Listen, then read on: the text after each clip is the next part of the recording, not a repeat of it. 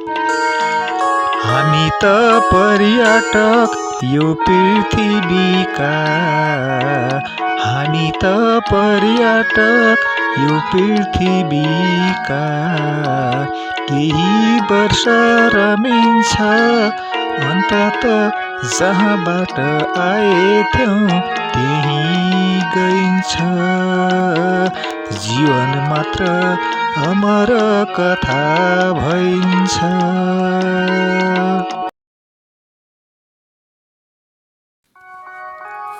अमर अमर अमर बाबु, अमर म तिम्रो बुवा गोरे चिनेनौ?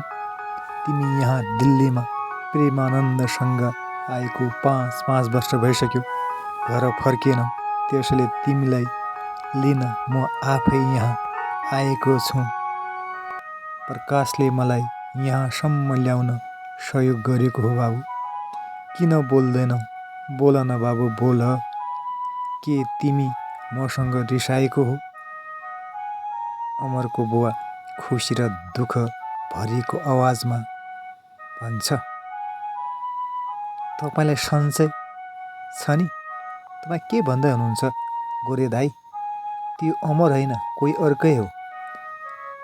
प्रकाश गोरे दाईलाई सम्झाउँदै भन्छ। तर गोरे दाई जिद्दी गर्छ, यो मेरो छोरा नै हो। तेरिका गोरे दाई, छोरा त यो छोरा नै हो, तर तपाईँको छोरा होइन। तपाईँको छोरा भए बोल्नै पर्थ्यो नि, यसले यो बोलिहाल्थ्यो नि। तपाईँको छोरासँग अनुहार मिल्ने केटो मात्रै हो। प्रकाश सम्झाउँदै भन्छ। के म मेरो छोरालाई चिन्न सक्दैन र बाबु? म मेरो रगत र पराया रगतलाई चिन्दैन जस्तो तिमीलाई लाग्छ प्रकाश बाबु? यसलाई बोक्सी, दिल्लीकी बोक्सी, भारतकी बोक्सीले समातेको छ। यसले आफ्नो र पराया चिन्न सक्दैन। बोक्सीले यसलाई यस्तो बनाएको छ।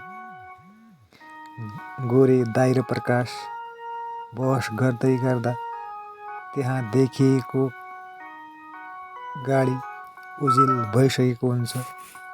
त्यो कार गाडी तिनीहरूको आँखाबाट धेरै टाढा गइसकेको हुन्छ। गोरे दाई अमरको बुवा जोर रुन थाल्छ। प्रकाश सम्झाउन खोज्छ, तर गोरे दाई मान्दैन, आफ्नो जिद्दीमा अडिग रहिरहन्छ। म मेरो मायामा अडिग छु अम्बर, अडिग छु। म तिमी बिना बाँच्नै सक्दैन। कति जिद्दी गर्छौ, मैले भनेको मान, बिन्ती छ। सुप्रिया अमरको अनुहारमा खोर हेरेर बडबडाउँछिन्। म बिना बाँच्नै नसक्ने? के भयो सुप्रिया, तिमीलाई के भयो? हामी त असल साथी मात्रै हौँ, साथी बाहेक केही पनि होइनौँ। अमर सुप्रियालाई सम्झाउँदै भन्छ।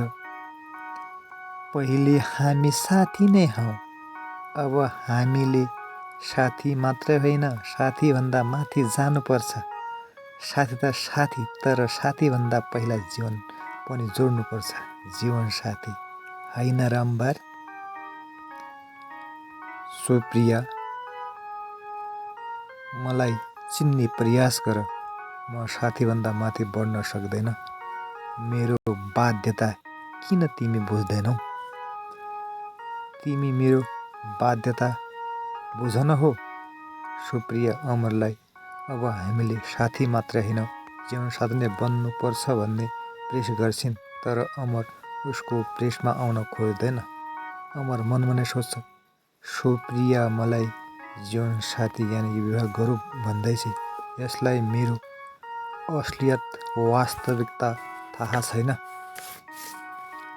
यदि मैले यसलाई मेरो वास्तविकता बताएँ भने पक्कै पनि जिद्दी गर्दैन। यसले मेरो वास्तविकता थाहा पायो भने जीवन साथीदेखि साथी पनि बनाउँदिन। मैले साथी गुमाउनु पर्दैन। जसरी पनि साथीत्व बचाइराख्नुपर्छ। हामी सायद साथी हौँ, तर हामीलाई एक अर्काको बारेमा थाहा छैन। अब हामीले एक अर्काको परिवारको बारेमा पनि थाहा पाउनुपर्छ। सुप्रिया, तिमी र म असल साथी हौँ। हामीले सँगै एउटै विद्यालयमा पढ्यौँ। अहिले आएर एउटै कलेजमा पनि पढ्दैछौँ। हामी दुई एक अर्कालाई चिन्छौँ, तर हामी एक अर्काको परिवारलाई चिन्दैनौँ। एक अर्काको परिवारको सदस्यहरूको बारेमा जान्ने प्रयास न मैले गरेँ न तिमीले नै गर्यौ। आजसम्म आइपुग्दा वर्षौँ बिते। हामीले सँगसँगै खेल्यौँ, पढ्यौँ, बढ्यौँ, हुर्क्यौँ, तर हामीलाई एक अर्काको परिवारको बारेमा जान्ने न आवश्यकता नै महसुस भयो, न हामीले नै चाहना गर्यौँ। आज हाम्रो मित्रता पनि यति माथि पुगिसक्यो कि तिमी भन्दैछौ म बिना तिमी बाँच्नै नसक्ने भयो। हुनसक्छ मनै न हो जे पनि गर्न बाध्य गरिदिन्छ। आज तिमी म बिना बाँच्न नसक्ने भएकी छौ, भोलि म पनि तिमी बिना बाँच्न नसक्ने हुन सक्छु। आज तिमी तिम्रो परिवारसँग जोडिएकी छौ, म मेरो परिवारसँग जोडिएको छु। यदि तिमीले भनेअनुसार हामी भोलि साथीभन्दा माथि पुगेर जीवन साथी बन्यौँ भने हामी हामीसम्म सीमित हुँदैनौँ। परिवार, इष्ट, मित्र सबैसम्म पुग्नेछौँ। हामी सबैसँग जोडिनेछौँ। विवाह भनेको दुईजना बीचको भए पनि त्यसले बहुपक्षीय सम्बन्धलाई प्रभाव पार्छ। अमरको लामो भाषण सुनेपछि सुप्रिया भन्छिन्, त्यसो भए अमर, मैले पहिले आफ्नो परिवारको बारेमा बताऊँ कि तिमी मलाई तिम्रो परिवारको बारेमा बताउँछौ? अमरले मुस्कुराउँदै भन्यो, जसले भने पनि हुन्छ, म नै भन्छु, सुन। सुप्रिया, तिमीलाई लाग्छ होला म यहीँको हुँ, तर त्यो सही होइन। म बाहिरको हुँ। तिमीलाई लाग्छ होला म धनी परिवारको केटो हुँ, त्यो पनि होइन। म गरिब परिवारको केटो हुँ, त्यो पनि गरिब परिवार, गरिब नेपाली परिवारको गरिब केटो हुँ। सुप्रियालाई मजाक लाग्छ र भन्छिन्, गरिब भएर नै त तिमी यति महँगो कलेजमा पढ्दैछौ अम्बर।